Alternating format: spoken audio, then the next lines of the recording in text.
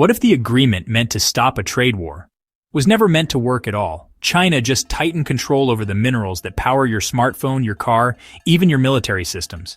Now the US is accusing China of outright breaking a deal signed only weeks ago, even though it was Washington that struck first, slapping sanctions on Chinese tech companies just days after the handshake. Imports have plunged. Rare earth prices have jumped 21%, and President Trump now says the next move is, quote, inevitable. But what if China's next move is no move at all? Because this time, silence could be the most powerful weapon in this trade war. On May 30th, Treasury Secretary Scott Bessent told CBS that China was deliberately holding back key materials vital to India, Europe, and U.S. supply chains, accusing Beijing of breaking a 90-day trade truce that had just been signed in Geneva. But according to Reuters, just 3 days after the deal, the U.S. imposed fresh sanctions on 5 more Chinese semiconductor companies, triggering instant diplomatic backlash. President Trump went on Truth Social accusing China of totally breaching the agreement, but failed to mention that it was the U.S. who launched a fresh wave of penalties right after the deal was inked. Bloomberg reported that China's rare earth shipments were already slowing before Bessent's claims, with export licenses tied up in internal reviews, not blocked by official bans. One side says it's sabotage, the other calls it bureaucracy. But this isn't a new movie, it's a reboot. The real issue isn't just broken terms, it's broken trust. And that difference may be the key to what collapses next. If the Geneva deal was a ceasefire, why are tariffs still being fired? The agreement was meant to freeze hostilities, with both sides pausing tariffs over 100% for 90 days. But by May 25th, the U.S. Commerce Department had already slapped new restrictions on AI chip exports to China, citing national security concerns. The Wall Street Journal said this move violated the very spirit of the Geneva Agreement. And how did China respond? No press release, no retaliation, just silence, no mineral exports, no explanation, no countermeasures. Bessent later told Fox News, maybe it's a glitch, maybe it's intentional. But if ambiguity is the strategy, then China may be using silence as pressure, while the U.S. uses sanctions like exclamation points. According to IHS Markit, trade between the two countries shrank by 18.6% year-over-year in May, the worst drop since the 2019 tariff war. The White House says China flinched. Beijing says it's just blinking, but someone's still got their finger on the trigger. Signed on May 12th, the Geneva Agreement barely lasted longer than a chalk message in a rainstorm. It froze tariff increases until mid-August, but had no enforcement tools, no arbitration process, and no set list of deliverables. Just vague promises about rare earth access and lowering trade tensions.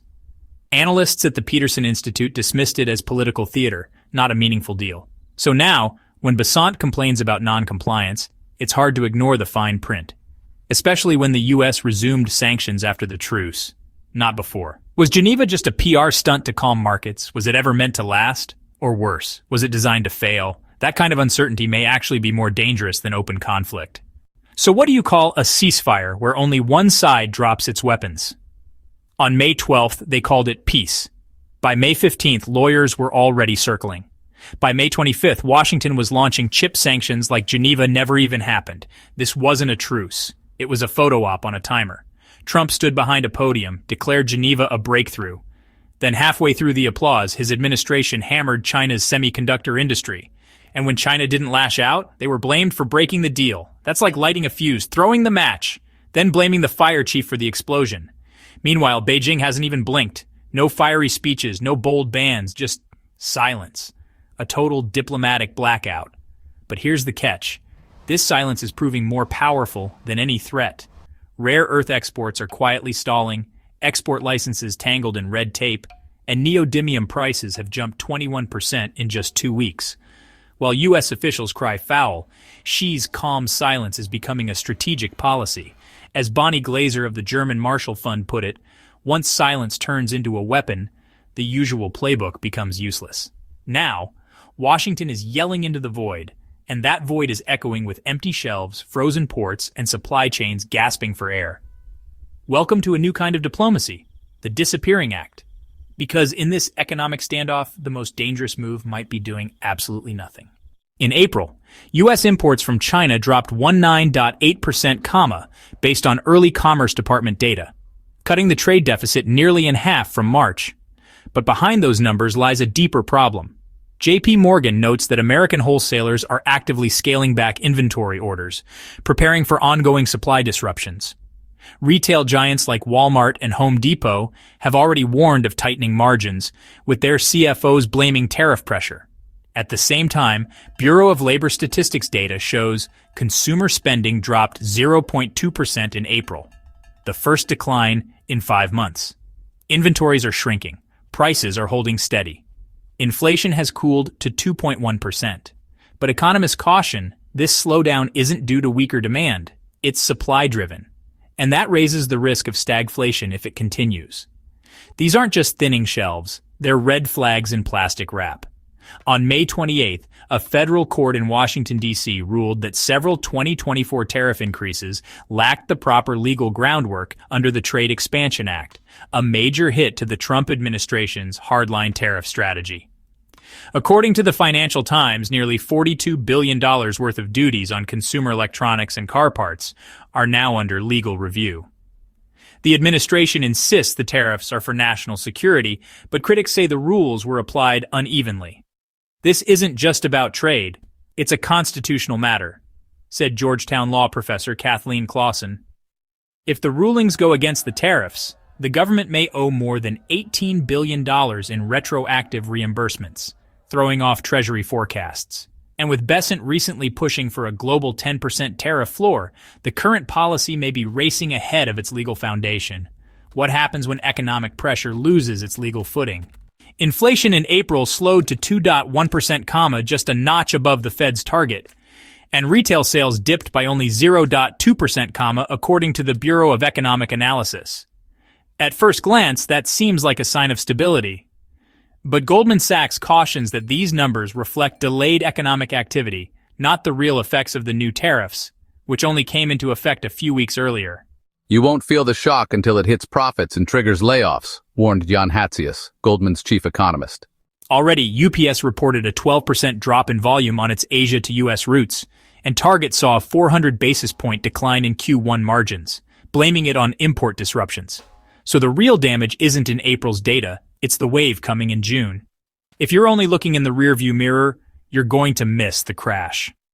On May 29th, the U.S. State Department canceled over 2,000 Chinese student visas under Section 212(f), citing espionage risks.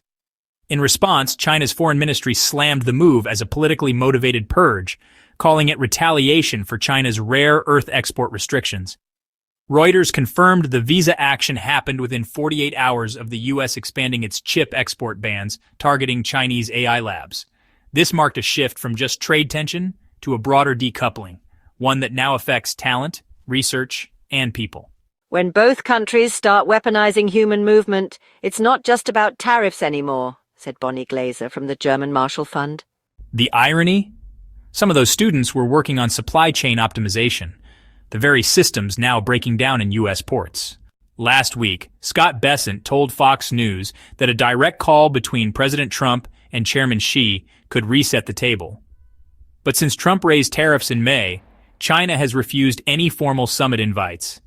Analysts say Beijing expects chaos from Washington.